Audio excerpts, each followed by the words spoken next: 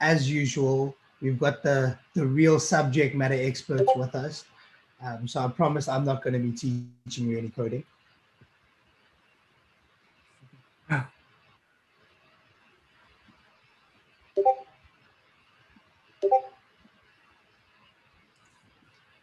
So while we are just waiting for everybody to join, I have some exciting news for everybody. So if you take a look at the chat right now, you'll see that I've just dropped a Google form. So please, can you guys complete that as soon as possible? It's just your basic details. And if you complete it, you stand a chance to be one of 10 winners that we're going to select randomly to win 10 USD each in crypto. Okay, I can see I'm dropping it one more time, Alok.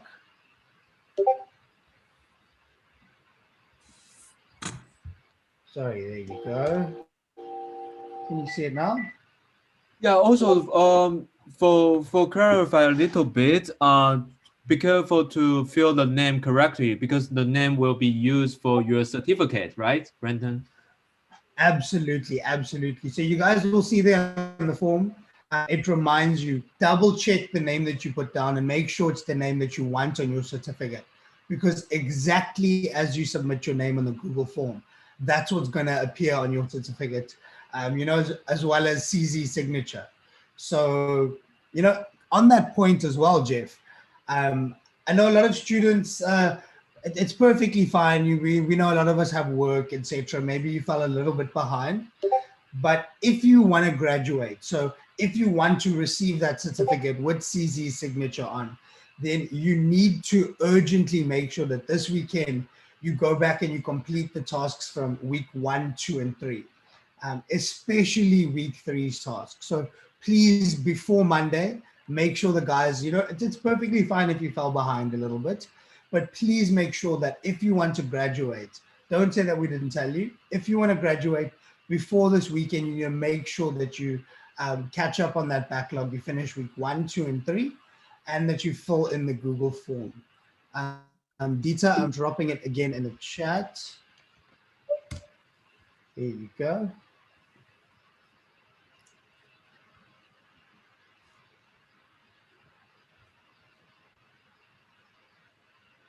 So again, double check those names. It's exactly as you put it down. That's how it's going to show up on your certificate.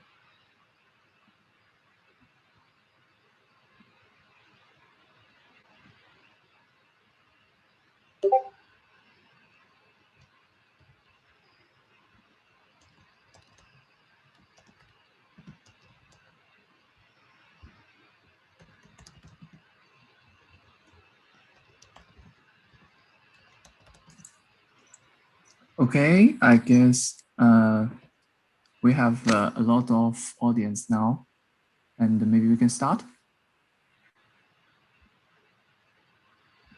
Okay. Hello, guys. Nice to meet you again. Maybe some of you have already met me last week. In case some of you just skipped the last week's lecture, let me introduce myself again. I'm Ilay, and I'm the community supervisor of White Matrix and the Chain IDE. So today I will discuss about further about decentralized finance and as known as DeFi, right? And I will introduce some DeFi applications such as Uniswap and Maker. At last, I will show you how to create your own cryptocurrency by ERC20 and BEP20. So after that, I will use the cryptocurrency that we create to build a farming application. Okay, let's start today's lecture. So following the contents of today's lecture, the first part about the basic conception of decentralized finance. In this part, we will talk about the innovation in DeFi and how it influenced the traditional finance. The second part, we will talk some existing products or in DeFi Like we will talk about Uniswap and the Maker, about its theory and its history. And at the part 3, I will talk about what we will build today.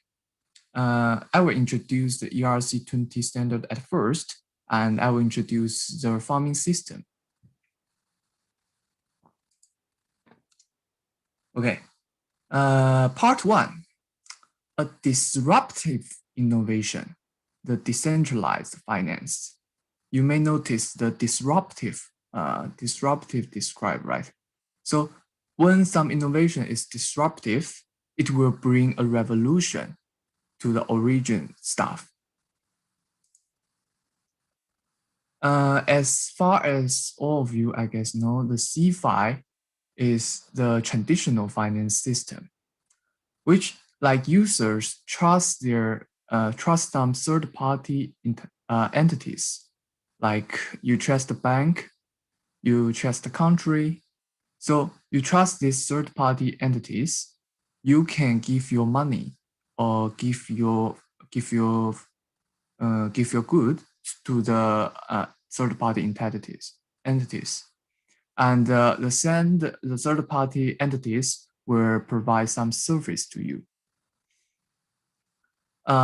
We can give some simple example about these third-party entities, like Binance, Coinbase, and Kraken. Those are 3 of the centralized exchange.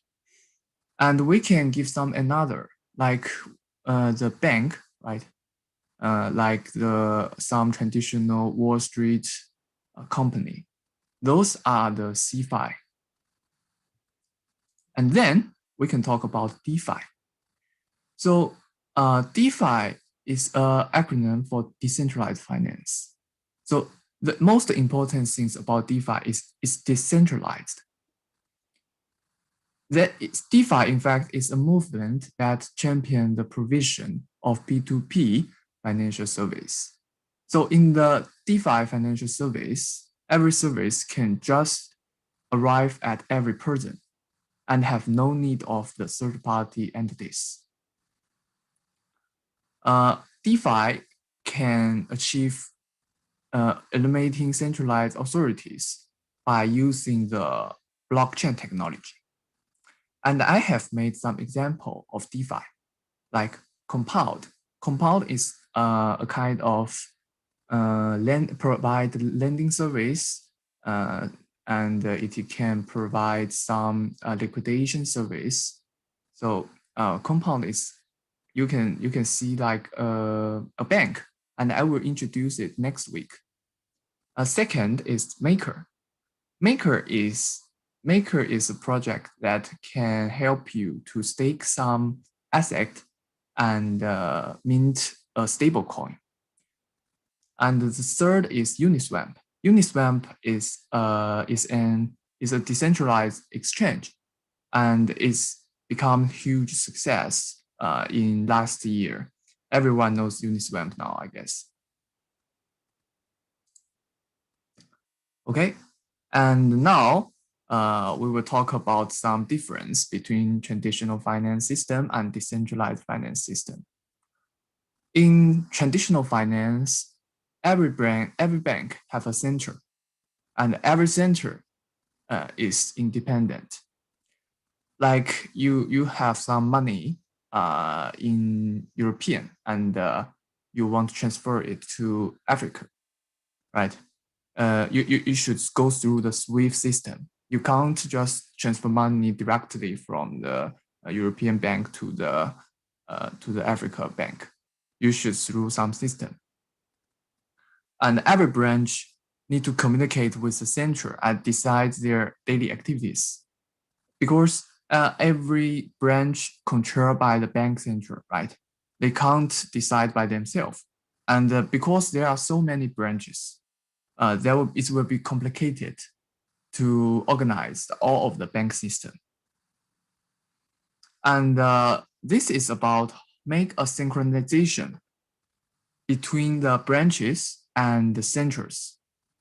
Like I just talked about, if you want to transfer money from European to Africa, the first thing is you need to transfer the money from a European bank branch to the European bank center, and you have to transfer the money from European bank center through the SWIFT system to the Africa bank center. And the Africa bank center need to transfer money from African bank center to Africa branches. So as you can see, there are so many process during the old system, right? So if we want to simplify this system, what should we do? Now we can use the blockchain technology. All of the branches and center can be connected and synchronized easily. So there is no more such branches to central or central to central process. You can directly from one bank to the other bank. The bank can be users. So you can directly from one users to other users. You can directly transfer your money to other users. So everything will become more easy. And now there are several examples proves that traditional finance scenario can be migrated to decentralized way. Like 5% of the global trade volume is settled through USDT now. Okay, and I will talk some comparison between CeFi and DeFi. In CeFi companies, you can easily, especially with some current fiat currencies, you may need some KYC, right? Like if you want to register a bank account, you need to KYC the account. And the bank may have a centralized authority, right? But if you want to register address in DeFi ecosystem, you have no need to provide any KYC at now, I guess, yeah. And the second is the CeFi will use the traditional database.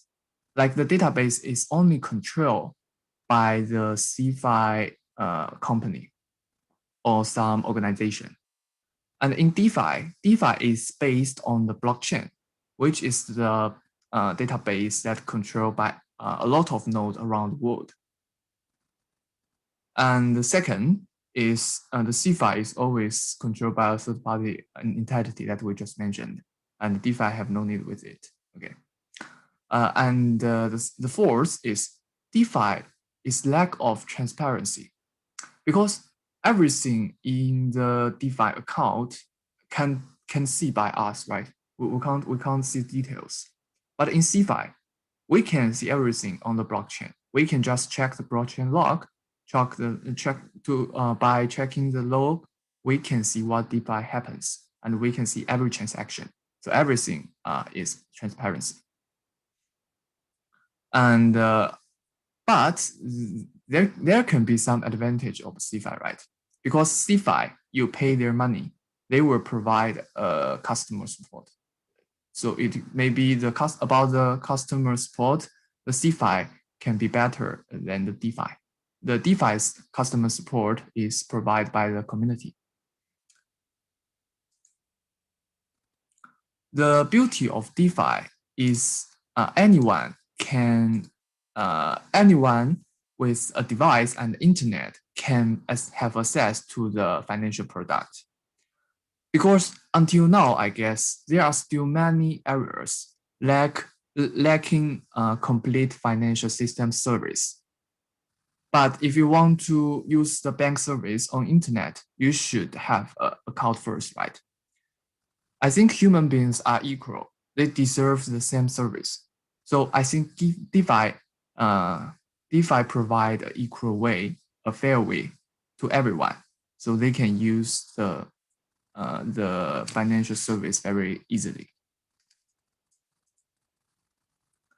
Okay, and nowadays, more and more applications just appeared on the blockchain platform. All financial applications in the real world, like I show in the left part, have a corresponding product in the blockchain. including the stablecoin.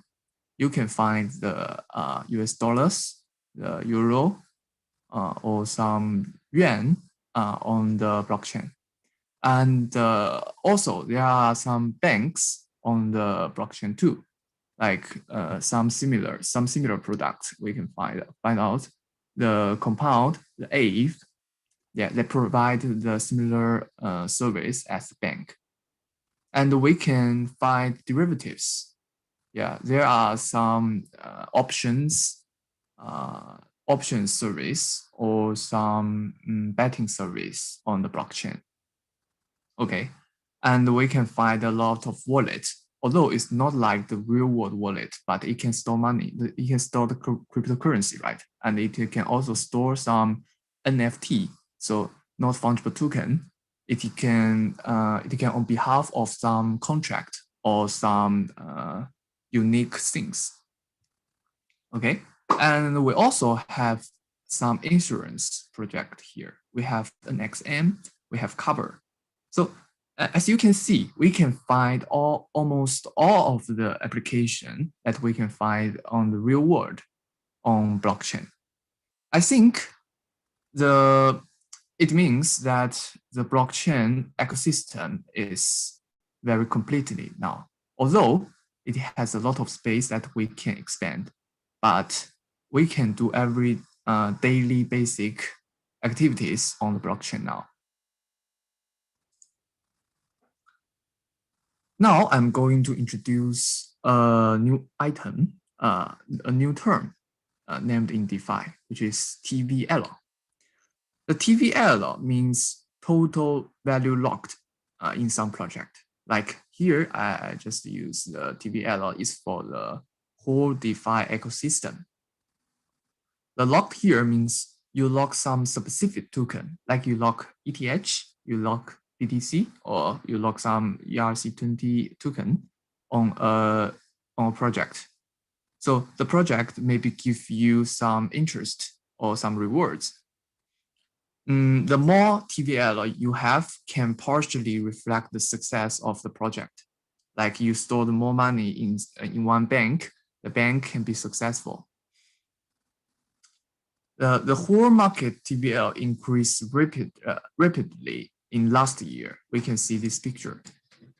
It increased from less than 1 billion to 32 billion, I guess. And nowadays it becomes higher and higher. The second things I'm going to talk about is the trading volume. The trading volume related to two classifications, I guess. The first is the centralized exchange, and the second is the decentralized exchange. We can see in the picture there are two classifications. The first classification is orange color, and the second is the white color. We can see that all of the trading volume is also grows rapidly, and the partial of the decentralized exchange also grows rapidly too. So in fact, in last year's August, in 2020 August, the Uniswap just become successful, and suddenly everyone knows about DEX. So after that, DeFi just become bigger and bigger. Everyone knows about how to trading a token, not by a centralized exchange. And all of the trading volume on Uniswap is become like, I guess the yesterday trading volume is 1 billion per day. And it grows 307% in last year. So as you can see, the trading volume can partially reflect the growth of the DeFi market, right? The more trading volume in the DeFi market, it means more people just come in the DeFi ecosystem and join it. Okay, and at last, maybe I will talk about some DeFi conception. There is a five-layer system to classify the application. I will introduce the layer one by one. Okay, let's start with the settlement layer.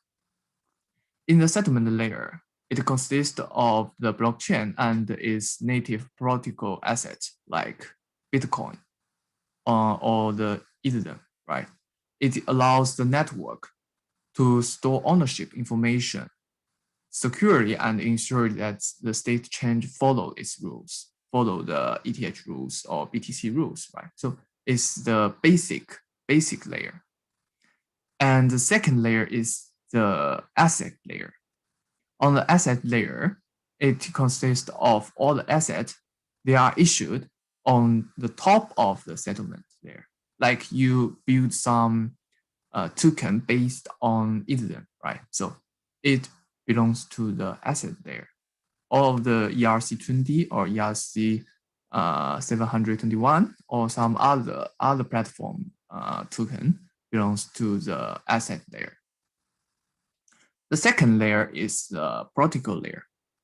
The protocol layer provides a standard for specific use case, such as decentralized exchange. We talk about Uniswap, right? And the debt market, the DYDX, the compound, the derivatives, like some option service, and the on-chain assets management, like YFI. Not YFI. YFI is not an on-chain asset management. Okay. These standards are usually implemented as a set of smart contracts and can be accessed by users. As such, these protocols are highly interpretable. Like this contract provides service to users directly. So users can use this protocol to do some to enjoy some service. And if you want to lending some money, you can just use the lending contract. You want to do some trade or about derivatives, you can just interact with some derivatives contract. Okay, and the fourth layer is the application layer. The application layer creates the user-oriented application that connect to individual protocols. Like you provide some service based on some individual protocols. Because if you have a smart contract, in the traditional world, every system will have a back end and a front end, right? You have a smart contract, that only means you have a back end. And you need to have a web page to let the users to select the smart contract, to interact with the smart contract, right? So the application there is kind of means the web page or the interface that provides to the user. Then the user can be just click one button, then they can interact with some contract easily, right? So applications is kind of abstract by some web browser based front end. You can easily you can understand the kind of like that, yeah. And the last layer, the highest layer, is aggregation layer. The aggregation layer is about how to interact with the protocol that we made on the protocol layer. Like we made some protocol like lending protocol, right? But there are so many lending protocol among the DeFi ecosystem. How to make a better choice among all of this protocol? The aggregation layer can provide some solution. YFI is kind of aggregation layer solution, and also the 1inch is an aggregator that provides the best path to exchange some coin. That if you want to exchange the ETH to WBTC, there are so many decentralized exchange among the world, among the DeFi. how can you choose the best path, the best rate that you can change from ETH to WBTC? The 1inch will help you to find out that path. So that's the aggregator means. Okay, I think the best thing about DeFi is that you can put it on the chain without maintaining it. It's kind of, this is a basic conception that my CEO mentioned about. He thinks the AutoFi maybe is more important than the DeFi, because the AutoFi means once you put some application on the blockchain, you have no need to put it on the service, right? You just put it on the blockchain and you have no need to maintain it. So it can reduce a lot of cost when we have to maintain some server. But I guess we still need to pay some fees to make some contributions to update the DeFi project. But anyway, I think compared to the traditional way that we build a software, it can help a lot. Okay, let's begin the second part. I will make some introduction about some DeFi products.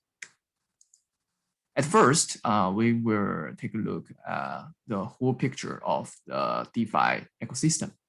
We can see the credit and lending classification here, and we can see the DEX here.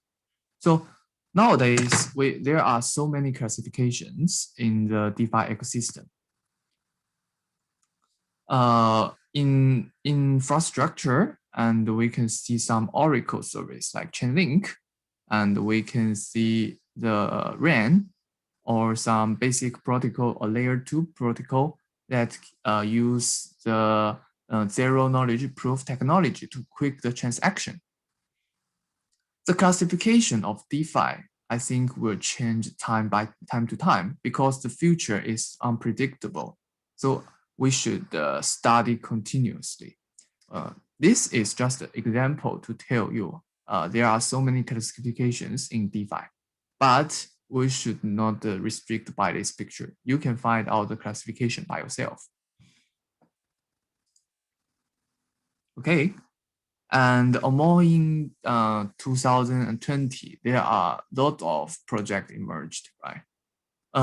In the January, the Curve and Aave just launched on the mainnet, and on May, the Uniswap Vision 2 launched on the Ethereum mainnet too. And in June, the Compound is a lending protocol, and Amperforce is a stablecoin. Is a rebase stablecoin protocol that we will mention next week, I guess. So it's a very successful project in last year, I guess. Yeah. So, and in the July, the Yearn Finance launched the Ethereum, and its price just goes up directly, and everyone just shocked by the rate that they grow. And in August, a project that forked from Uniswap, its name is SushiSwap, launched on the Ethereum ecosystem, and it's also made a huge success. And at September, November, and December, a lot of other classification of the project just launched on the DeFi ecosystem too. So we can see more in 2020, a lot of projects launched their mainnet on the Ethereum, which means they can provide the service directly to the users too. They are not just some white paper, which means the DeFi service just come true. Because before the 2020, most of the DeFi projects is not come true. It's just talking. We're just talking some projects, but we can't use it. But in 2021, like now, we can use a lot of DeFi service on the blockchain ecosystem, right? So this process, I guess, which is meaning the rapidly growth of the DeFi ecosystem, and it also can prove that we can use DeFi to do the things that we are doing now. We can like doing in the real world. That's a huge progress. Okay, and the first project I'm going to introduce to you is Uniswap. I guess some of you may already know about it, but I will introduce more. The first person I will introduce you is Hayden Adams. Is the creator of Uniswap. He has a legend story. He was inspired from a mechanical industry company in 2017. He learned Solidity by himself and coded the Uniswap. The Vitalik noticed his project and sponsored him.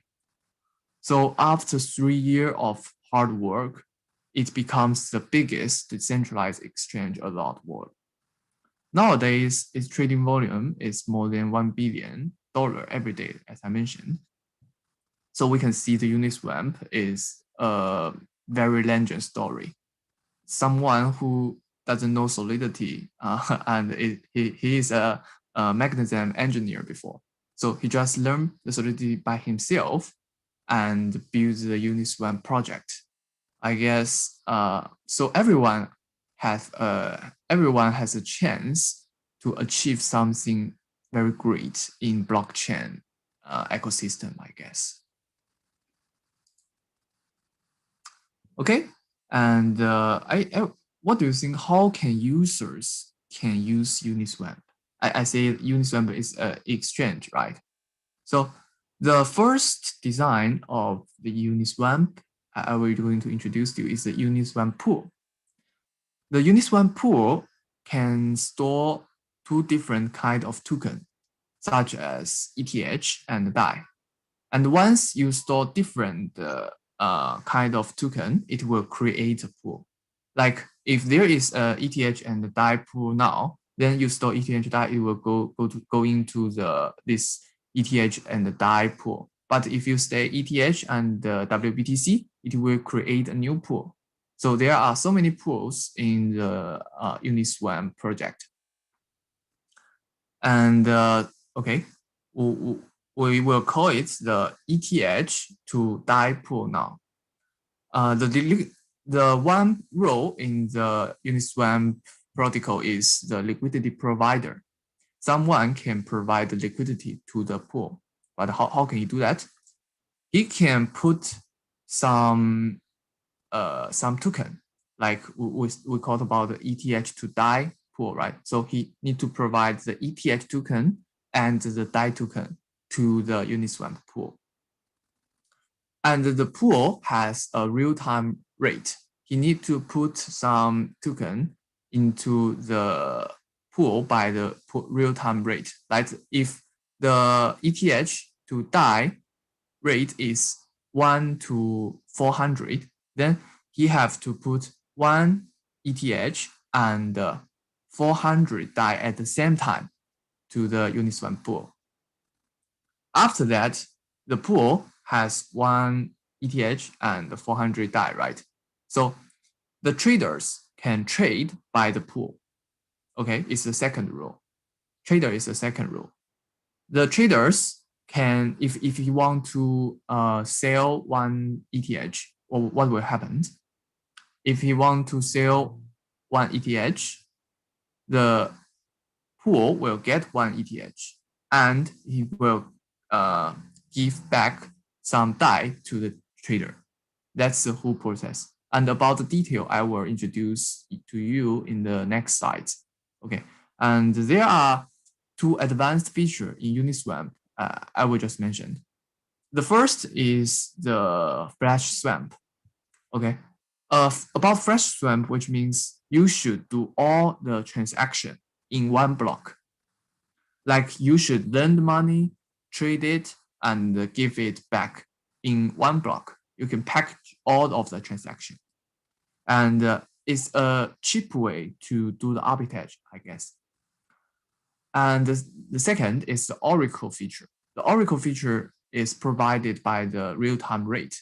Like you have a ETH to DAI pool now, and you want some other project want to know what the real-time rate in Uniswap now. So ETH can provide the real-time rate is 400 or is 200 to the other project, which means that's an Oracle service. Oracle, in fact, is a service that provides some information. So Uniswap can provide its own the pool real-time rate to the other project. And now I'm going to talk in detail about what will happen if someone just sell one ETH to the pool. Okay. In Uniswap, it follows by the constant K formula. Okay, what does means of the constant K formula? I will introduce you here. Like the first thing is we have one ETH at first, right, in the pool, and 400 DAI. So the K is equal to X multiply Y. The X is 1 and the Y is 400. So K equal to 400. And if someone, maybe called Tom, okay, Tom want to sell one ETH to the pool. So the pool get one ETH, right? The pool get one ETH and it becomes the two ETH in the pool now. So what will happen to the DAI? The DAI will follows the same formula, X multiplies Y equal to K. So the K is 400. What will Y be now? The Y will be 400 divided to 2 to this X and equal to 200. So now there will be only 200 DAI in this pool now. And the K still be the 400. So this is the constant K. The K will not change. And how many DAI will the Tom get back? It will get back the 400 minus 200. He will get 200 DAI. So he changed one ETH to 200 DAI. This is the exchange, how it works.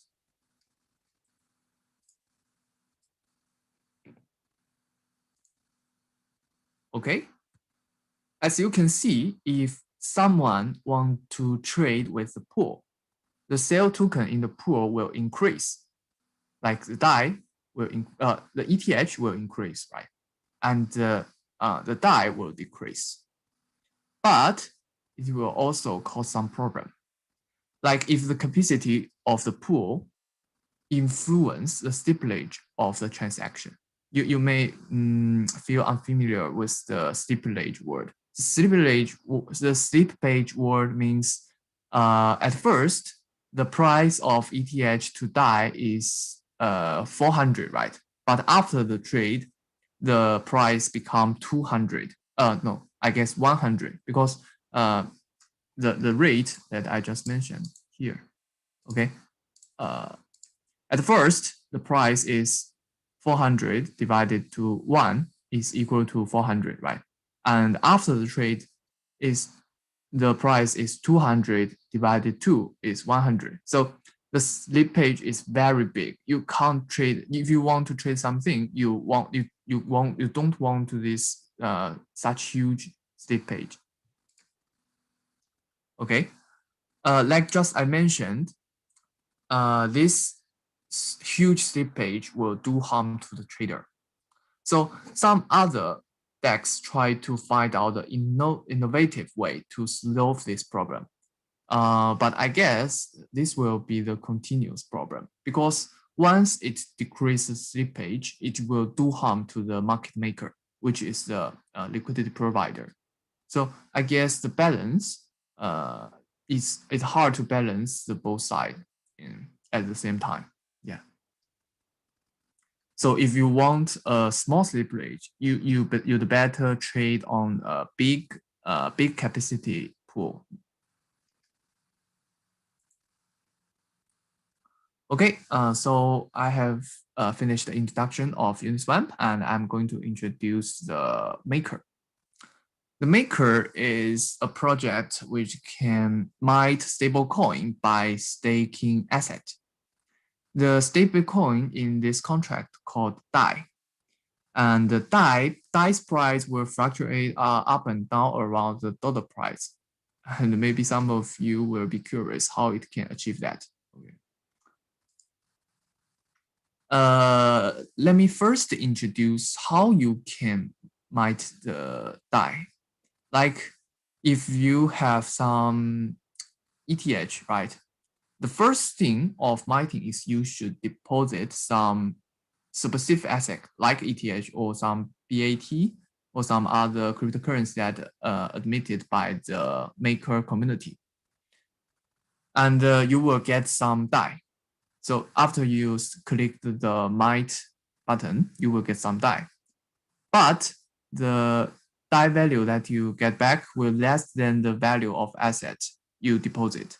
Like you deposit the worth 150 ETH, but you can only mine 100 DAI. The rate between deposit and mine out depends on the parameter in the contract. Generally, it will be 150%, which means, yeah, like I just mentioned, you deposit 150, but you can only get back 100. Okay. This rate is to make sure all of the system won't be bankrupt. This will mention about the liquidation. Like, as I just talked, you deposit 150 at first, and you just got 100 at last, right? And what will happen about the liquidation? Like what will happen in the liquidation? There is a limit, like 120%.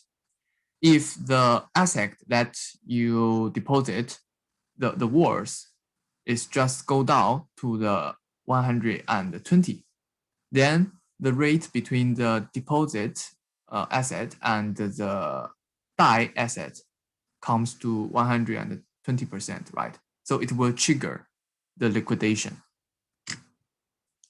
And what will liquidation do? The liquidation is the Maker system to make sure that DAI can have a backup asset, and it can be transferred, or it can worth, its price can fluctuate around the dollar. So the liquidation makes sure the security and the worth of DAI. Once liquidation happened, the first thing is the asset of your mortgage will be closed up, and the project will take this asset to make an auction. This auction will let everybody knows, and everybody can take part in it. Like I have 1 ETH and I make an auction. You should pay some DAI to bid the auction. Like A bids 100 DAI, and this at the real time, the DAI price is maybe 120. So the other people will bid, like I will bid 110, and the other people bids 115. At last, who bids highest will get the ETH, and the DAI paid to the protocol will be destroyed. So it maintains the whole securing of the system. And if somebody borrows 100 DAI, and at the last the auction only get back 90 DAI, what will happen? It won't be balanced in the whole ecosystem, right? So what will happen in whole system? The holders of Maker should bear to the losses. They need to make some compensation to this liquidation to maintain the whole balance of the system. Okay, the whole process maybe sounds a little bit complicated, and I will make some other liquidation introduction to you guys next week. Maybe it will be more clearly next week. Yeah. Okay, let's go to the programming part. What will we build today? So today we are going to build the token, the Ethereum token, or the BSC Binance Smart Chain token, the ERC20 and the BEP20. The origin of the ERC20 is involved by the discussion of the EIP20. EIP20 proposal. In fact, it's a proposal, not a standard. Every proposal on the Ethereum will be discussed in the forum, and after a considerable discussion, it will come out critical or some execution to the Ethereum system. So ERC20 is a standard of the Ethereum token. With ERC20, every project can, or every users can create its own asset token by himself. So there are many projects use ERC token standards to create their own token, like Golem, Storage, and OMG.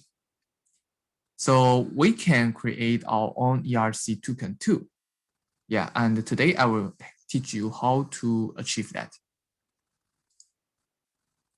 The ERC token contains some characters, like the name of the token, right? And the symbol, the decimal, and the token maybe have some features, not features, some, like if you create a token, right? You need to A owns how much of this token and B owns how much of this token. So balance of is a mapping variable which store the everyone's balance of this token, and you need to achieve the transfer function. Like if you want to transfer 100 some token to B, you need to use the transfer action to transfer the token, and it has another transfer function like TransferFrom. You can transfer some token, not your address, but others' address by the TransferFrom function. You can transfer, if you are A, you want to transfer B's token to C's address. You can use the transfer function only if the B gives you the allowance. So it related to the allowance mapping variable. If you approve somebody to use your token, then the people can use the TransferFrom function to transfer your token to other address. Okay, I will talk detailedly when I program. And there are some events to log the details when you interact with the contract. There is a transfer events, which means you can log the transfer what the transfer happens, like where do you transfer, how much, what the amount of token that you transfer to some other address. And there is another event approve, like how much amount of token that you approve to some address. So you will record the address and the amount. After that, you can check the log on EVM of every single event that happens on the about this contract. And I will introduce a staking and farming system based on the ERC20 token. So this farming system is based on 3 projects. this 3 project includes 2 ERC20 token contract, the DApp token contract, and the DAI token contract. The DAI is not the real DAI, it's just I want to stimulate the asset as input. Like if you have a stablecoin, you can put it into a farming project. So I use DAI token to stimulate a asset that you will put into the farming project. And when you store some DAI token to the farming project will store how much you have stored, how much have you have staking in this contract, and it will give you some bonus or some interest. And the interest is not a DAI token. It will give you some DApp token, the project of farming project. So the DApp token will distribute to the users who stake the DAI token. And I will talk in detail about how it's achieve this function. There are 3 functions in the staking, in the farming contract. The first is the stake token. Like the first thing you have to do in farming is you need to stake some token into the farming project. Okay, when you use the stake token function, you only have to input the amount that you want to stake and interact with the stake token function, then you can stake your token. And the second function is the issue token. Like after you stake your token into the farming project, it will record how much DAI you have stored in this contract. And the owner of the project can interact with the issue token function and distribute the DApp token to the users who stake the DAI token. And the third function is the unstake token function. Like if you don't want to take part this project anymore, you want to quit, okay? So you can interact with the unstake token function. You can unstake your DAI. Then the DAI will go back to your address. So that's all function of the farming contract, I guess. And now, okay, the presentation part is finished, and I'm going to program and talk to you in detail about how the code work.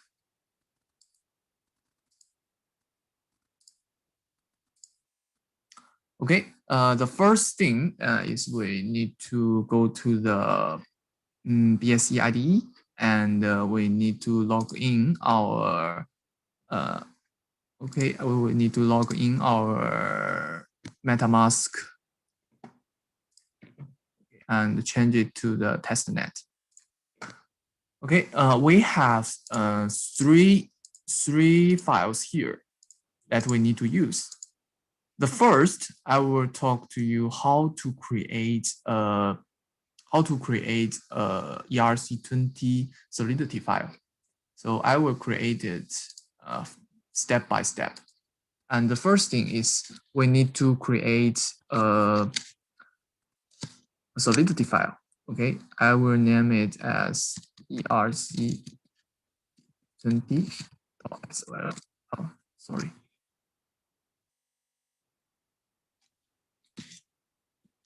ERC20.SOL. Okay, and we give the first is pragma, right? And solidity, and we need to give it a specific compile version. So 0.6.0 and use array. Okay. And the second things that we can look at this first. We need to create a contract. The contract is the token's name. It's connected to the token. So okay.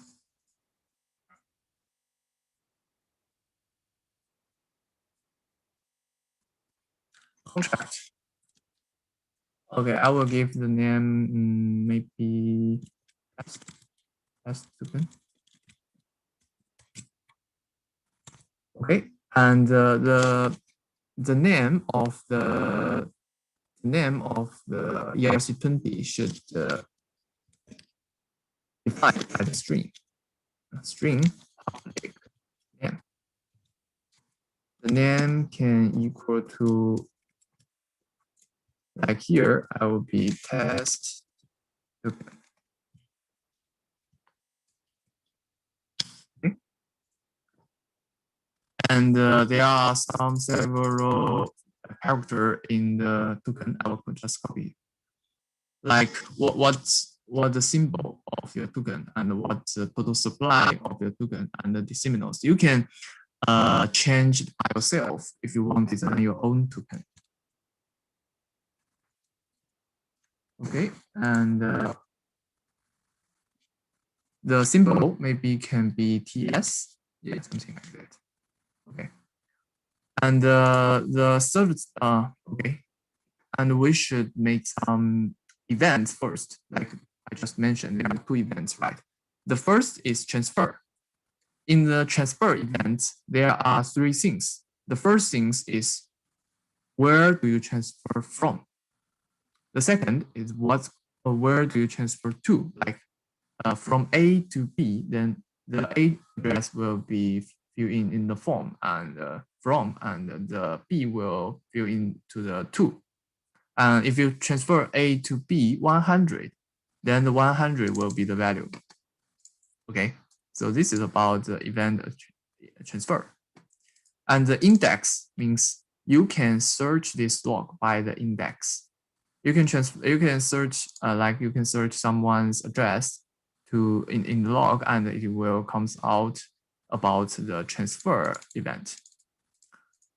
And the second is the approval event. The approval event is related if you want some other contract, give them authority to use your token. You can, it means it triggers the approve function. Okay, so approve function means like the owner A allowed B to use 100 token. What will happen here? So A will be the owner, and B will be the spender, and the value will be 100. And also, the A and B will be the index, and so they can be searched in the log. Okay, so just copy this to the ERC20.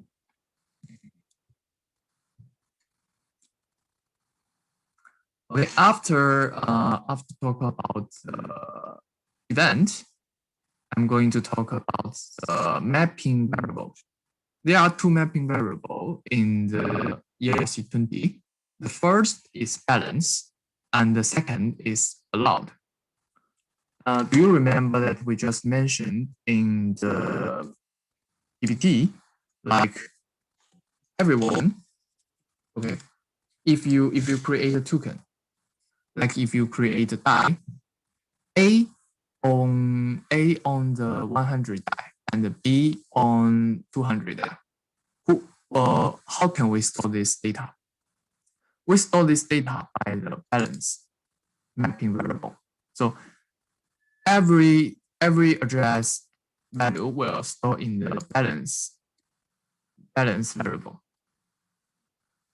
We can understand by that. If A's address is 1, 2, 3, and the B's address is 1, 2, 4, so A's address is connected, the key value and the key and the value will be 100, and the address of 1, 2, 4, the value will be 200.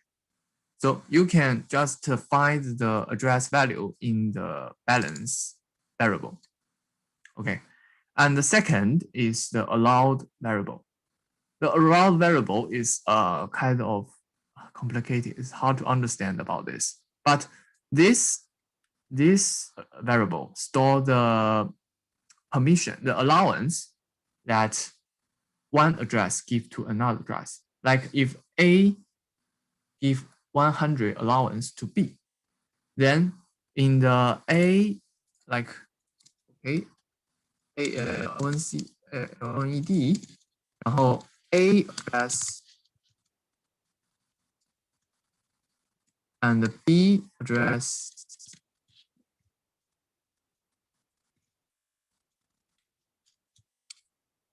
it will the value of this will be 100.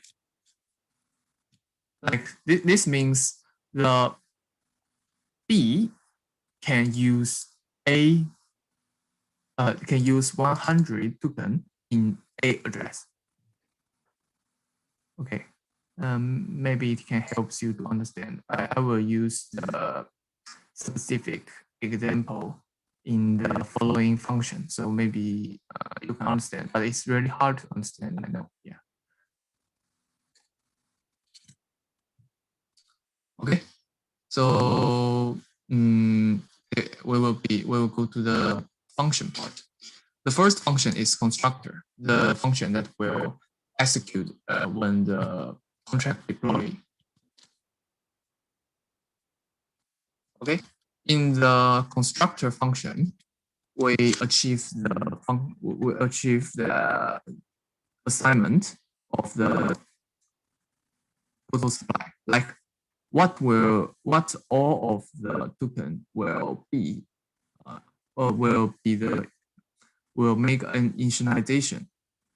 All of the total supply will give to the message sender, the creator of the contract. So the creator of the contract will own all of the token supply. Okay. I guess this part can be easily to understand. In the balance, this is balance variable, right? And the message sender is the who creates this contract, because this is a constructor function. So message sender is the address who creates this contract. This can be the contract owner, I guess. Yeah. So they assignment the value of total supply to this address, which means this address on this values token. Okay, and then we have a function for the other users can fetch the total supply amount of this token. Like they can know what's the total supply of the test token here.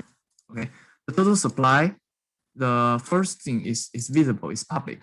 So every users can see it and use it. The second thing is a view function. So after you interact with this function, you can see the return value.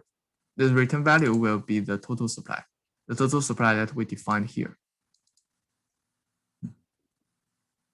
Okay, and it will returns a uint 256 variable, which is equal to the total supply variable type. Okay, and then it's same way that we need to provide a function to let users to check their balance of this token. Like if A owns 100 of DAI token, test token, he can use this function to fill in his address, and he can see, oh, how many test token that I have. It will return 100. Okay, this can be a kind of difficult part. When we talk about transfer is you want to transfer some money from your account to some other account. The transfer function can only used by the user who owns his own money. So transfer has no input parameter from. Only users can interact with the transfer function. When you use the transfer function, like A want to transfer 100 to B, and A interact with the transfer function. So the address 2 will be B's address, and the value will be 100. But what if there is only 50 test token in on A account? What will happen? So the first thing of this transfer function is it will check the token amount on the A account. if the token amount is less than the value he wants to transfer, this transfer request will be rejected. Okay. And if the number is more than you want to transfer, okay, the transfer can be executed. The first thing is the message sender. The message sender is A, right? A want to transfer money to B. So if A transfer 100 to B, then we should minus the amount on A account at first. So this can be hard to understand. However, equal to the original number of A and minus the value he transferred. The second is you need to add the amount on B's account. So you should add the amount of origin amount in B's account and add up the value that A transferred. Okay, and after those two calculations, we finished the process of transfer, and then we emit the transfer events here. So this is the whole process of how we achieve a transfer process. Okay, and then we are going to talk about a proof. A proof is a function that if like B want to use A account to transfer to C, not B directly use his own account to transfer to C. He want to use A account to transfer to C. So at first, A needs to give B a permission. So the approve means A give B a permission to use his some token in his amount, so B can use it. So approve is the function that's to give B the permission. The address is the spender, like A approve B. So this address could be B and 100. So A allowed B to use 100 test token in his account. And it will return parameter like it's true or not. Okay. So what will happen? Like if A interact with the approve function, then the allowed variable and the first parameter here is A's address. The second parameter is B's address. So in this parameter, in this variable, we should assign the value that we want the A allowed B to use the amount token, the token amount in his account. Like here, we can easily understand equal to 100 or something like that. Yeah. So with this, the B can use A's account token, and we can emit a approve event. Okay. Maybe this will, yeah, we'll kindly come to the last part. Yeah, this will be a kindly complicated part. Yeah. Maybe you can watch the record if you don't understand about the detail. Okay, the next function is the transfer from. The transfer from means after the A give B the permission, then the B can use the transfer from function to transfer the token from A account to C account. Yeah. So the first, there are two conditions here. Before the transfer from function execute, you need to check those two conditions. The first condition is A, like if B want to transfer want to transfer 100 test token from A to C. The first thing is you need to check how many token in A's account. Does it can fill the condition? Like it is more than 100 or not? Okay, if it's filled, then we pass the first condition. And the second is we need to check if A allows B to use 100 token in his account. If this condition fails too, then we can go next.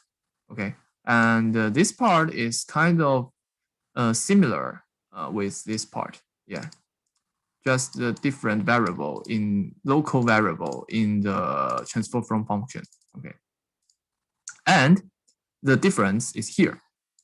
Like if at first the A give B 100 allowance, and B use A account to transfer to C 100 allowance, then the value in here will be first is 100 and minus 100. So at last, here will be 0. The B cannot use any test token in A account anymore. Despite the A give B more allowance. Yeah. Okay. So after this, we use another transfer event to emit this this process. Okay. This is almost all of the USC token, but at last I will the allowance function to let users to check, okay, how many token that A allowed B to use, like something like that. So the people can check about the amounts they allowed. Okay, this is almost all of the ERC token, and I will compile and deploy it, and make an example to you to show how to use an ERC20 contract.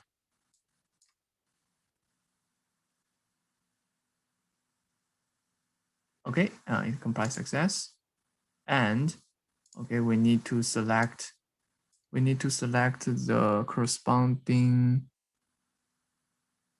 Oh, not this one. ERC20.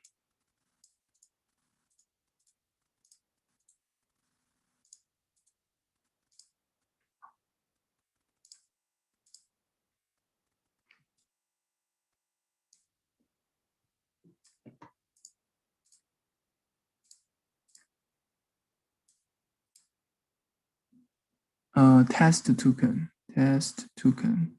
Okay, this one. And then we will deploy it.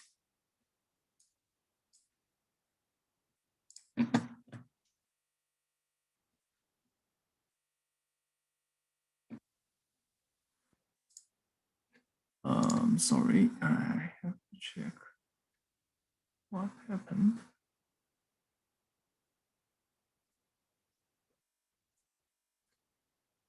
Okay, maybe.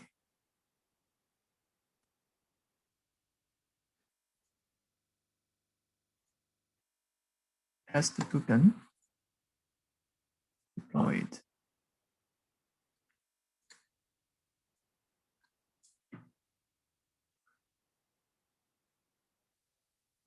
Okay, now the token just appeared here, and it has a lot of features that we can use it. The first is the like we can first check its name. Okay, his name is test token, right? We can just use submit it, and it will get back fetch his name here. His name is test token, and the symbol is TS, right? TS here, and its total supply is okay. 1 million or one. I don't know how much it is. Okay, and then we can do some tests. The first test is I will use this ERC20 to transfer other of my account. Like, okay, I can. This is my this is my original account, right? And I will transfer to this account. So the first I will copy the address of my second account and go back to my original account. Let's check let's check the balance of my original account. Like here, we can copy my address and paste here. So we can see the value in my original account, and then we can transfer. We can transfer. Okay, transfer. We can transfer our token to other account. Like we can transfer token to the second account, and like I want to transfer 10,000 to it.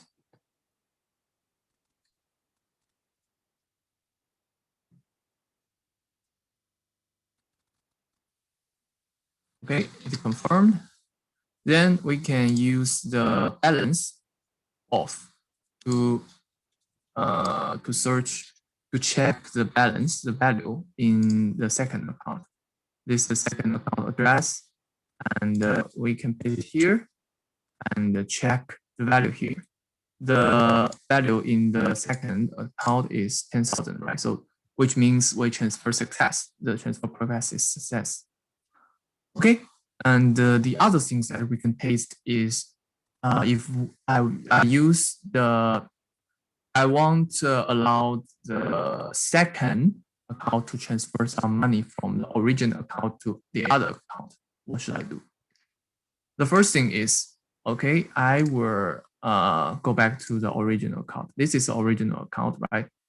And I will, okay, I will go to this account and okay,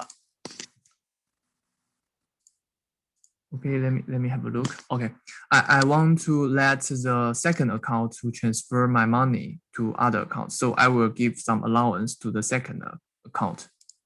The second account is this. Okay, and I will approve the second account like okay, 2 million, and I submit it. It will be, it allows some to use your TS. This is a approve window. You can click yes.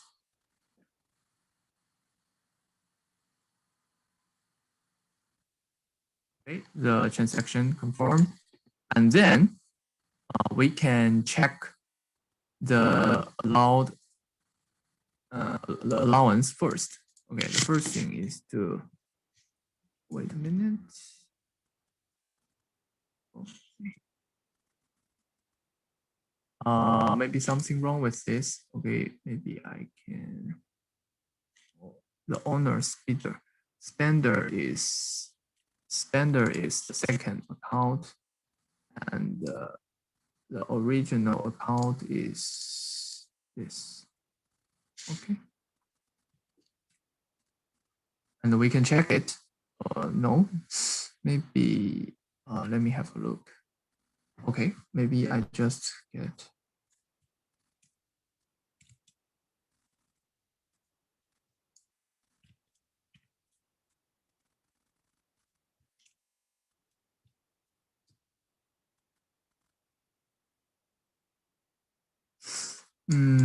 What happened? Wait a minute, let me have a look. If I approve my account to this account, no. I didn't transfer, I didn't change the origin number here. Okay, the first thing is we need to change to the original account, and then we need to use approve function and click it. Because last time I used the account to do that, so it's not the correct process. And this time,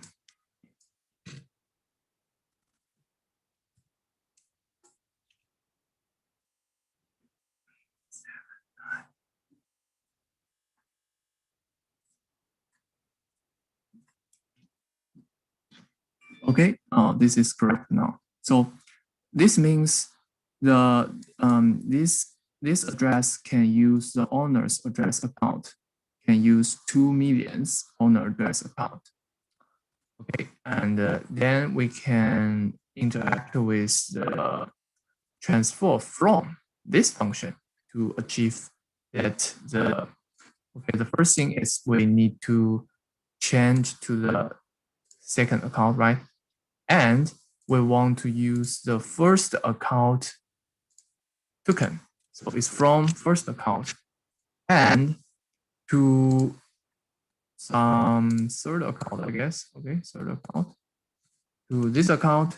And the allowance is 2 million. So we can fill in any value that less than 2 million. Maybe I will fill in 10,000.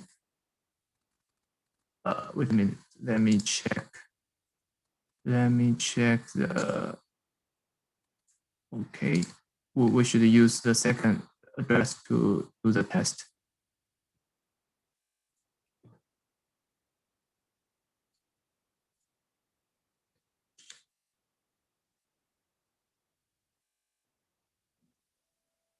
Okay, it's success. So now it should be 10,000 in the third address now. Yeah, in this address. I will check that. I can use the balance of to check that. Okay, so it's 10,000 in this address. So we can see all of the function in the test token success. Okay, and then we can talk about the farming system. The farming system is not only contain the two of the basic ERC20 token, and also contain a token farm file, right? Okay, the token farm is another contract, not a ERC20 contract, but it also contains some characters. Like the first is the name of the farm contract is DAPP token farm. Okay, and the second is we need to use some we can say library or some contract that we predefined in the early when we defined the ERC20. Like after we define the DApp token, we need to input it by the import sentence to input in the token farm Solidity file. Then the Solidity file can use the contract of the DApp token and the DAI token. And it has a variable to store the owner of this contract. Here is the 3 mapping variable to store the status of the staking and the amount of the user staking in the contract. The first is staking balance, like A store 100 in the farm contract, then the A address value will be 100, something like that. Yeah. And the B, the second is the has stake. Like if A has stake in this contract, the has stake will be true. And the second is if A is staking in this contract, then the staking contract related value will be true. But if A was stake in this contract, but he quit recently and he is not staking now, then the staking value will be false. And there is an array to store the staker's address. We will be used when we distribute the token.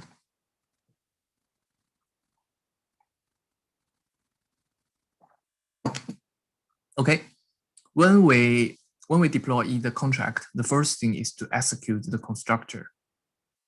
The constructor will need to has 2 input parameters. It's the DAI token contract address and the DApp token contract address. Only if you input those 2 address, then the the farm contract can use this early compiled and early deployed contract. So here it gives the assignment to those two variables and gives the owner variable the contract creator address. Okay. After that, we are going to the first function that we mentioned in the PPT, the stake token. Okay, the stake token is we use the stake token function to stake the number, the amount of token from a user's account to the contract, right? If users interact with the stake token function, like A want to stake 100 DAI token to the farm contract, then he interact with the stake token function and input 100. Then it will execute the stake token process. The stake token process, the first thing is the amount should more than 0 because you can't store some negative value, right? And the second thing is you transfer your DAI token from your account to the contract account. And it will change the staking balance of the address who stake the DAI token, right? Okay, and it will push if your address is not in the hash stake array, then it will push your address into the hash stake array, and the status of hash stake is changed too. The most important thing is this: you need to the farm contract will record every user's staking balance in this smart contract, so it can trace when you want to unstake or distribute the interest. They can check this value. Yeah. And the second, I'm going to talk about maybe is this. Yeah, because the first thing after the stake is issue, right? When you issue token, like the A stored 100 to your account, to the farm contract, and the owner can trigger the issue token function. The issue token function, okay, the first condition is the user who want to interact with the issue token function can only be the owner, only be the specific users, and it will go through all of the stakers in stakers array, and to find out if this user is staking or not. If this user is still staking, and it will give this user the same amount as they deposit, the same amount of DApp token as they deposit of DAI token. I don't know if you can understand. Like if you deposit 100 DAI token to this amount, after the issue token function, you will get 100 DApp token. Yeah, this is two kind of different kind of token. And here is the process. Like it checks the staking status at first, and it do the transfer of the DApp token to the user's address. And after all of this process down, the users who stake DAI token will get the same amount of DApp token. Okay. And the third is the onStake token function. Like after when you have get the airdrop or you have get the reward you want to quit, and the user can interact with the onStake token function. So in the onStake token function, the first thing is the function will check the staking status of the user, like whether the user is staking or not. If the user is not staking now, it will reject this requirement. And if the user is staking now, it will check the balance of the user, and it will transfer the same amount of the balance the user stake in this account and transfer it back to the user, and change the user's staking status, and finish all of this progress. Yeah. Okay. this is basically the three function in the farm contract. But also, I add a new function for users who want to check his staking amount or in the token farm contract.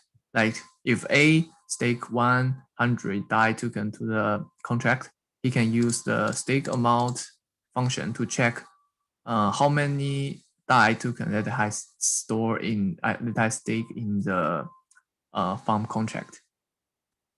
Okay, so it will returns the amount of the user staking. Yeah, almost this is the all content that I want to introduce to you. The first thing is about ERC20 token, right? Like is what kind of how many character will be in the ERC20 token, and the events and the mapping, what this means of every mapping variables, and the functions, how can you use that, and maybe you can try by yourself about how to use the token farm contract. I will put this whole project on the GitHub, and you can try do any test or try by yourself. We can provide a link to you guys. Yeah. So maybe this is the end of this week's presentation, and maybe some of you ask. I can see a lot of you ask a question, and maybe I will select some to answer. Okay. Let's check the. Wait. Yeah, so thank you so much for that, okay. Prophet. While you're just taking a look through the questions, I've got a little bit of information to update our future army of Binance Smart Chain developers on. So I know a lot of you have filled in the form. Thank you so much for that. We'll announce the winners next week, those 10 lucky winners. But a lot of you will have remembered that you would have applied to be group leaders. So once we wrap up the program, taking things forward, we've now created those groups we spoke of. And those of you that applied to be group leaders, please make sure that straight after this call, you check your emails. And if you were successful, you'll see an email with the subject, "Congratulations, you have been selected as a group leader." So what you'll need to do is just go into that email. There'll be a specific group you have to join for the next steps, but congratulations. And if you did apply, but you haven't received this email yet, it doesn't mean that you aren't successful. It just means that we haven't created certain additional groups yet. So over the next few weeks, we'll still be creating more groups. And as we create more groups, we'll be allocating more leaders. So don't be disheartened. It doesn't mean that you're not successful yet. But those group leaders who have been successful, find that email, join the group.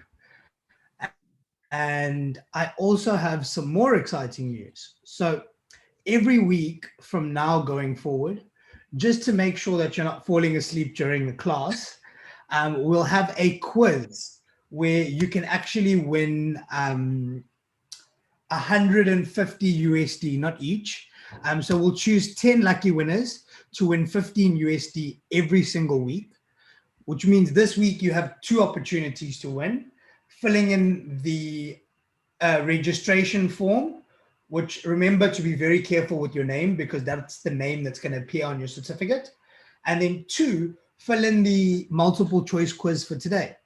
So we'll be announcing the winners for both the MCQ quiz and the registration form next week. But now that I've gotten the admin out of the way, Prophet, back to you. Oh, okay. Thank you. I have seen a lot of people just talk about the assignment, right? Okay. The first thing is, when is the each week assignment required to be in their deadline. Okay, about the deadline of the assignment. The assignment is for us to see what's the how about the situation, or the that how the student can control or can understand the knowledge. So the basic is I want to see a lot of you have finished the assignment at first. Okay. The second thing is we will make assignment to become the requirement of you guys to join in the final demo show.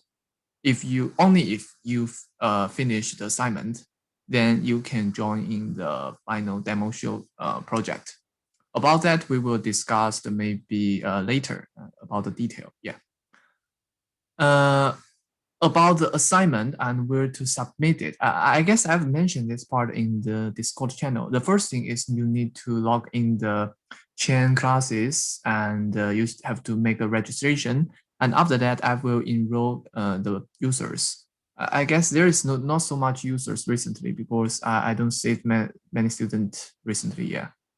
And after that, you can see a masterclass project, and you can click in and see you can see the daily, the weekly material and the YouTube link. You can watch or record in there, and I will give the specific the week's assignment in there too. And about the program assignment, you can just fill in, copy the code and fill in the form, in the asset form, I guess. Yeah, you can just copy the code and paste there and just submit the assignment. That's enough. Yeah. About the MCQ quiz doesn't have any attendee to input. How are you gonna call back? I just collect the email and the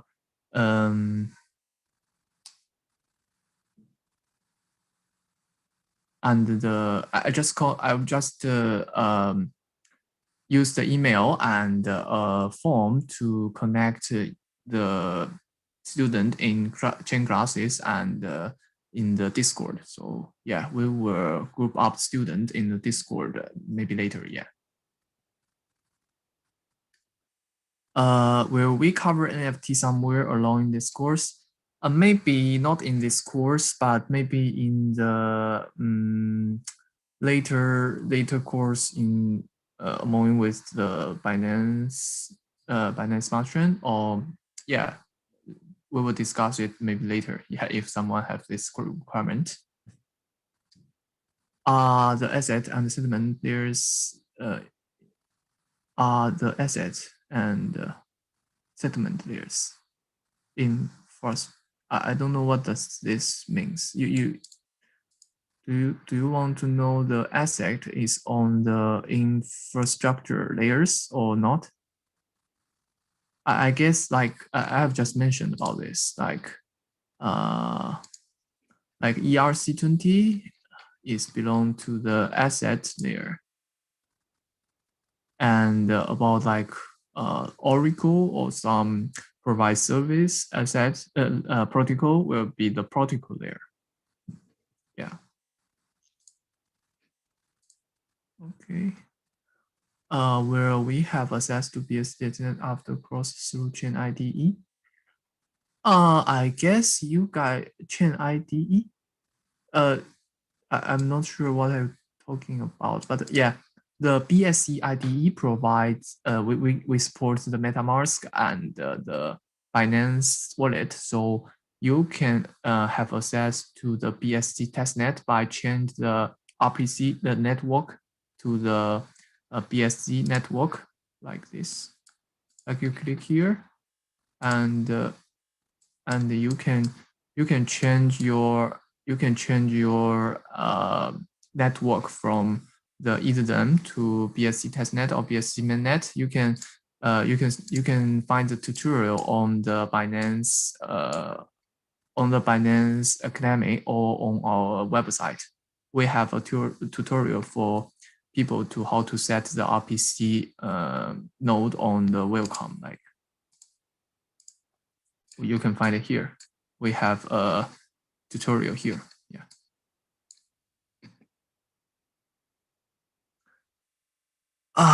What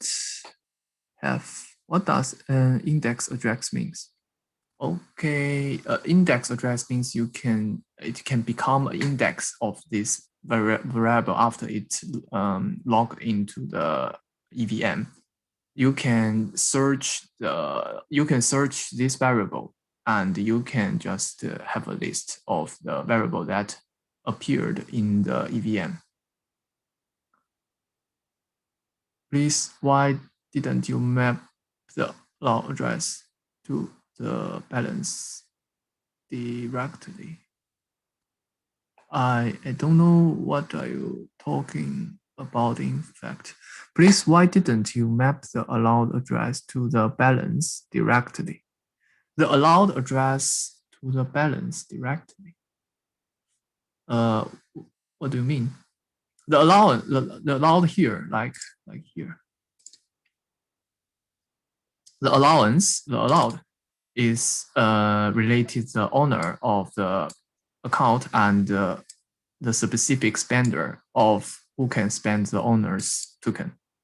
So I guess this is a relation, right? I'm not sure what do you mean? Yeah.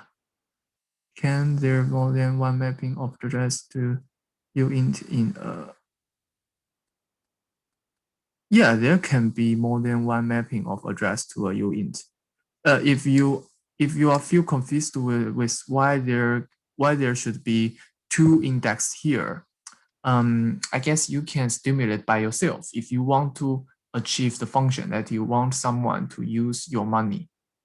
What can it be? So it must be, the first is whose money. The second is who can be used. So there are two index. So there should be two address of the mapping. Yeah. Okay, check Binance, YouTube, or still. Yeah. The about YouTube or better still chain classes. Yeah, you can do both. Yeah, about the chain classes IO, we will upload we will update the daily record on chainclass.io, and Binance will update their record on YouTube too. Yeah. Okay.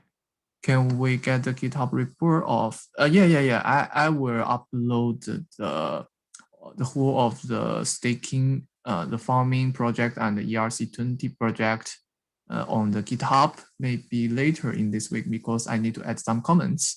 And after that, I will give you the example of those projects. Yeah. You use the testnet contract on the front end, or do we have to deploy on mainnet first? We can use testnet contracts on front end apps.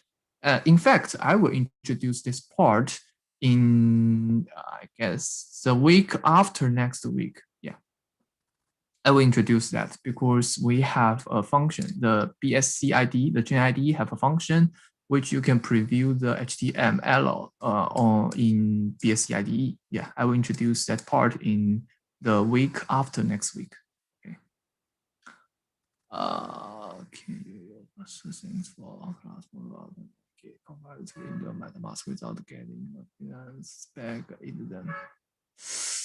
What do you mean about this part? I guess I'm not. I don't know much about it. Maybe you can ask Binance. Yeah, you can ask about the Binance Smart Chain. How can you do that? I'm not good at this. Yeah.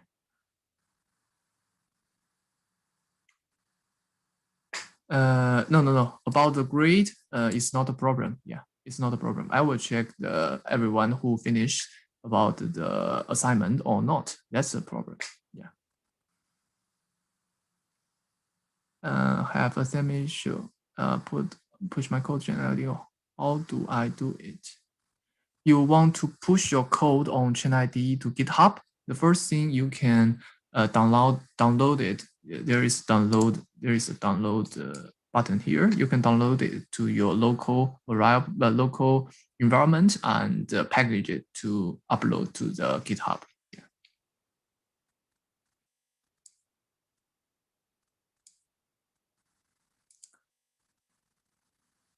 unable to log into chain classes after registering.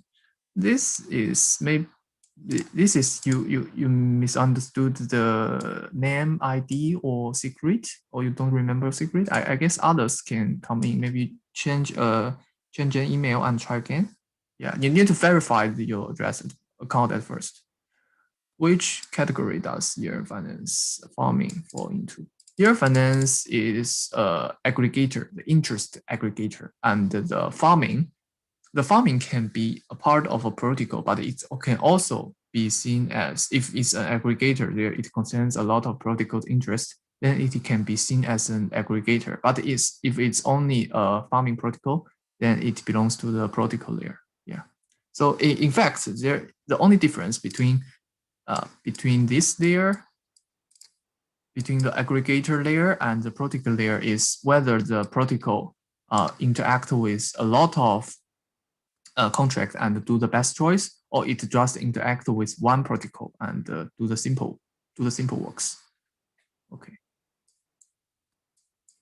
And okay, maybe there are too many questions. I can't answer for it. And about last week's question form, I'm sorry about that. I really have no time to answer that, but I will answer part of it and paste a Google form in the Discord. I noticed some of you just submit like 18 questions in the Google form, and I will answer it maybe in 2 days. Yeah. And you can continuous ask what you want in the Google form to let the volunteers collect about the question, and they will give it to me, and I will answer it. Yeah. Okay. Thank you, guys. Thank you for listening, and thank you for joining our masterclass program. Okay. Thank you. And maybe this is the end of today's class. Hello, Emmanuel. Hi, yeah. So I think Emmanuel's left us, but thank you so much for joining us. If you guys need anything, just remember you can get a hold of all of us in the Discord. Remember, just a final reminder, fill in that Google form. The name you put on there is the name that's going to go on your certificate. And if you want to graduate, if you want that certificate with CZ's signature on it, make sure before Monday you are caught up to at least up to week 3, including week 3. So by Monday, you need to have finished week 3's assignment. Other